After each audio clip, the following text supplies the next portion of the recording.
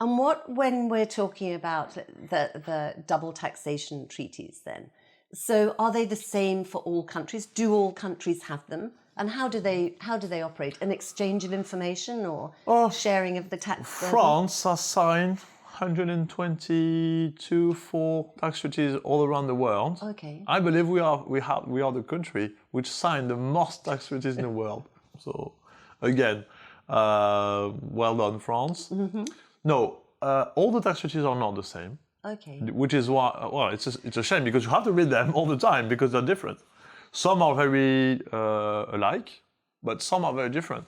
Of course, the American one is very different. Yeah. It's not different. It's like one of a kind, really. In what way is it? In what way does it differ? Because it's very beneficial to the US. Oh, yeah.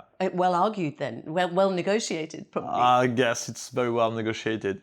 It's also because of the tax system in the US, because the tax system, personally speaking, is based on nationality.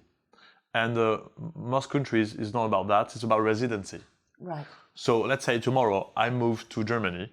If I don't have anything in France, I would just stop declaring in France. I would still be French citizen, yes. But if I don't own anything in France, mm-hmm. I would not declare anything. Mm-hmm. American people, they have to submit a US tax return their whole lives, okay? And I guess that because of that, the US, like they keep most of the money all the time, which is why American people, they keep paying taxes in the US for pretty much all the time, because most of the American income remain taxable in the US only. So in the end, we have like 300-400 American tax returns in 2024. Maybe 10 or 15 of them paid taxes, really, because it depends on the type of income, blah, blah, blah. Yeah. Of course, it's not that simple.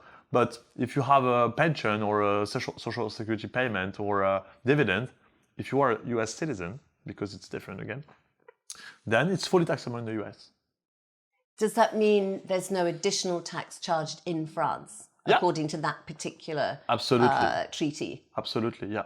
So in the end, we have clients declaring $1 million and paying no taxes. Trust me, this is not easy to understand for the local tax offices. So we have always questions about that. We've got wrong tax bills in the end.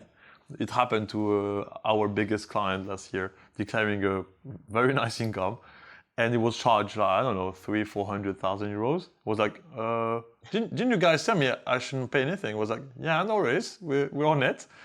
And it was because the client is living in the center of France, in a very lost place. And I believe this is the first time they saw such a tax bill. Wow. And they were like, okay, this guy gotta pay. And we had to, train the local tax office about the tax treaty and everything, because it was literally the first time they had an American citizen. In the end, everything was good and we had a zero tax bill.